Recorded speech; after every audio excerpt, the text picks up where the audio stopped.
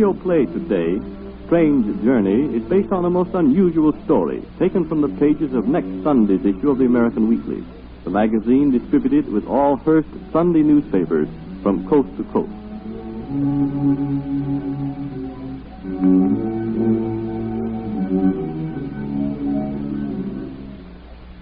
Our story opens with a goodbye. Mary, my dear. It's not much time. Roger, you mustn't go. I have no choice, Mary. Oh, Roger, Roger. There. We've known all along that this might happen at any moment. But now the time has come. You mustn't cry. I can't help it, Roger. Oh, if you'd only take me with you. What could I do here without you? Just what you've done whenever I've been away on other trips. I know, but this is different. You shouldn't look at it like that, my dear. I'm going away. But as soon as it can be arranged, you'll follow me and we'll be together again. You must have taken Mary. Patience. The days will be an eternity until we're together again. Oh, Roger, I can't bear it. I've killed myself. Mary, you mustn't even think of it, dear. Oh, my dear, it's hard enough to leave you behind without having to worry about you. Promise me. Promise me that you won't do anything so foolish. I'm sorry I said that. I won't kill myself. I promise. Sure. Now you're talking like a brave and loyal wife. It's almost time for you to go. No. No, stay a little longer. I would if I could, Mary, you know that. I'm happy only when I'm with you. Oh, you're all the world to me. We're truly mated, my darling. It's a shame that we have to be separated. It's not fair. Oh, why must it be like this? Mary, remember what you told me, that no matter how far apart we may be, we're always together, in here. Yes, that's true. Goodbye, Mary. Roger, promise me I'll hear from you often. Of course. I'll write you every day. Goodbye, Roger. Goodbye, Mary. Goodbye. While in an office in the heart of the city... Norma, David. what's the matter? The boss in? No, but he may be any minute. I told you I'd see you tonight. I know. Well, how can you work? I can't. Thinking about it. Oh, away from all this together. I know, dear. But I must finish up my work before I leave. And each letter I type and check off in my book brings us nearer together. Oh, no. I love you so. I love you, David. And after tonight, we'll be together forever and ever, won't we? Yes, dear. And nobody can ever separate us, can they? No, dear. Oh, we've planned this journey together for a long time, Norma. And now we're really going to start on it. Yes, dear. Excited? Terribly. Scared? With you going along, too? Oh, of course not, silly. Norma, suppose What is? we should get separated. Suppose one of us gets there and the other one gets delayed or lost or something. You mustn't think of that, David. Nothing can happen if you follow directions. Yes, of course. I guess I'm just excited, Norma. This is the longest trip I've ever taken. Me, too. Norma, this must sound silly, but I've got to be sure. You are going with me tonight? Yes, David. We'll leave together. Don't worry. I won't. Now. I wonder how long it'll take us to get there. It shouldn't take long, the way we're going. I hope not. I want to get there as soon as we can. Me, too. Oh, won't they be surprised to find us gone? Yes, dear. I'll bet they try to bring us back. We'll never come back, though. You said it. They haven't made it very pleasant for us up to now. Things wouldn't be any different if we came back. Things might be worse. Yes. You'd better be going now, David. The boss may come back and find you here. All right, sweetheart. Just as you say. Goodbye. Until tonight. Until tonight. The kindly old soul sits beside the crackling fire of a wayside inn. As she calmly and quietly knits, there comes a ring of the doorbell.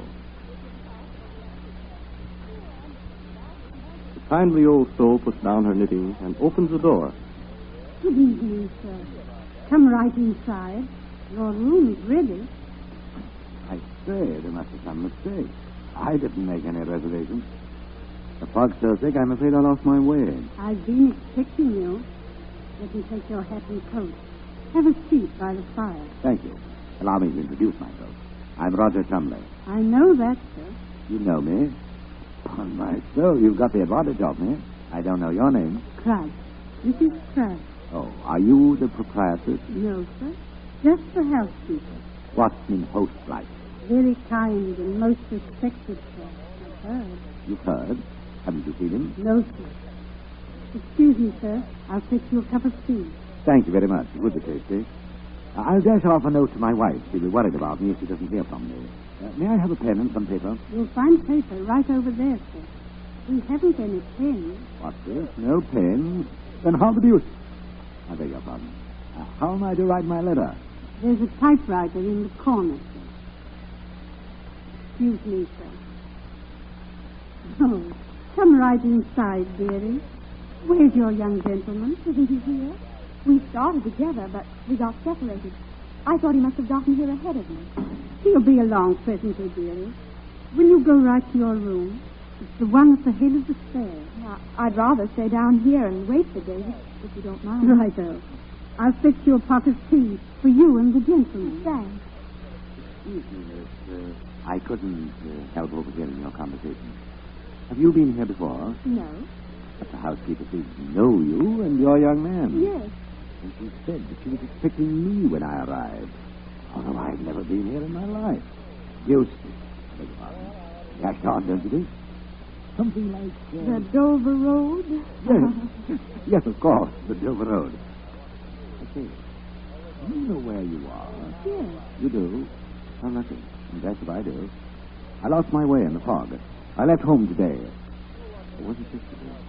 Well, anyway, I left home for... That's funny. I can't remember where I was going. Well, that must be David. He should be here by now. We both left at the same time. I say, where's the doorman or the housekeeper? Here I am, sir. Come right in, sir. Have you seen anything of... David, you've come. Oh, David. Oh, Norma. Oh, I was so afraid I'd miss you, darling. So was I. You had me worried for a few minutes. I seem to remember waiting for something after we said goodbye. Well, it doesn't matter now. Now? Now that you're here. Now that we're together again. He is ready and waiting. See? Just like at home, Norma. I thought things would be different here. Some things are, baby. I say, Mrs. Crudge. Yes, sir? Isn't there a public stenographer here at this inn? I can't run one of these typewriting machines. Typewriting machine? Why, I can use it. You can? Splendid. Oh, be still, Norma. That's why we're here. So you can get away from that beastly office work and I But can... this is different, David. That was drudgery. This is being of use to someone. What did you wish typed, sir? Well, if your young man can spare you for a moment, I should like to send a letter to my wife.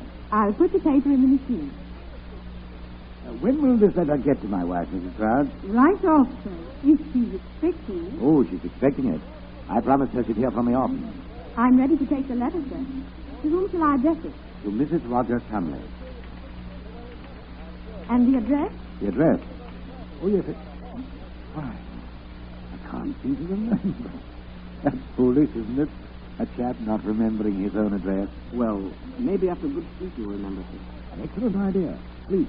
Yes, that's what I need. I'm very much obliged to you, miss, for your trouble. Perhaps tomorrow. Why, certainly. Tomorrow. Thank you.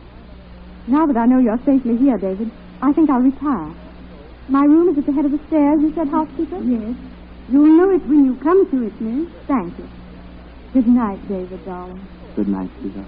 Good night, sir. Good night, Miss Norma. Well, gentlemen, I'll show you to your room. This way, please. I see, young man. Yes, sir? Now that we're alone, man to man, tell me, do you know where you are? Are you quite serious? Oh, quite. Of course I know where I am. Yes, you are. Why? Well, this is just the place we plan to come. Norma and I. You, too, are so sure of yourselves. Have you thought of it? Your room, young man. Thanks. Well, see you in the morning, sir. Right you are, my lad. Cheerio. And here is your room, sir. I say, it is my room. There's my pipe and my slippers, and my copy of the London Times on the table beside my armchair. And Tip, my wire haired. Hello, Tip is my old boy. Now, why, ages since I've seen you. You died. Why, I must be... Tip, this is Crouch. Sir, Where am I? you're home, sir. Home. Yes, sir. Your heavenly home.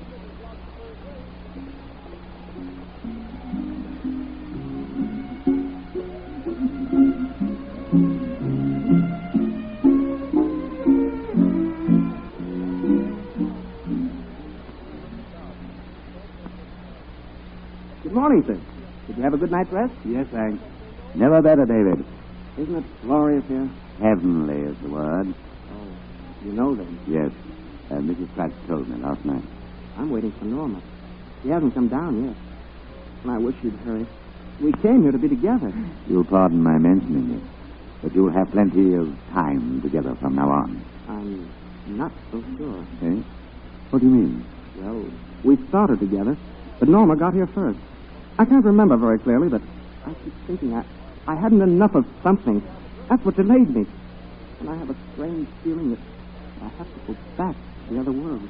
Excuse me, Mr. Sumley, sir. Yes, Mrs. Crudge? Your wife is calling you, sir. Calling me? Yes, sir. Well, how do I talk to her? Come with me. Excuse me, David, my lad. Oh, sure. Besides, Norma ought to be here any minute. Unless... Norma's all right, isn't she, housekeeper? Nothing's happened to her. Nothing's happened to her. This way, Mr. Sumley, if you please. Norma. Yes, David. I'm with you. For always. Where's the telephone, Mrs. Crudge? You'll talk to your wife face to face. How? Step into this cabinet. You'll find the white garment inside. When you put it on, draw the curtain. Your wife will be able to see you. When she does, you'll hear her voice.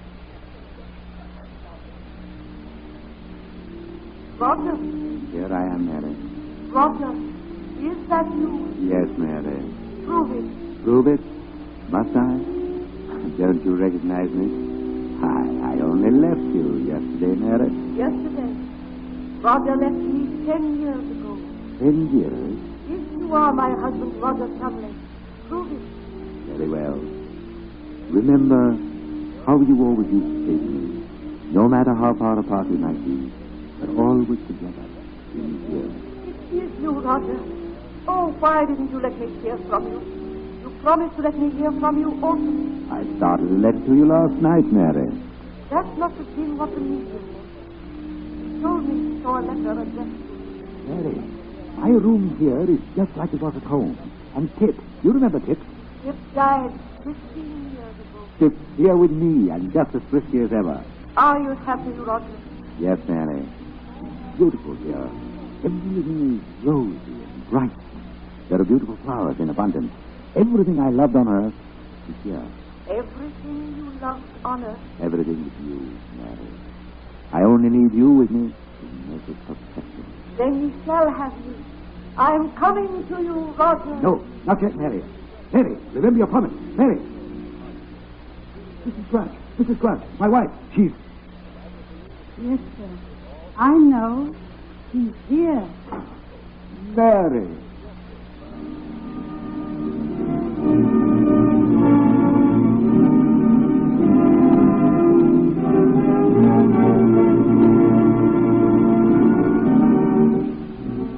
Be sure to read the unusual details of what the other world is reported to be like when the story appears in next Sunday's issue of the American Weekly, the magazine distributed with all Hearst Sunday newspapers from coast to coast.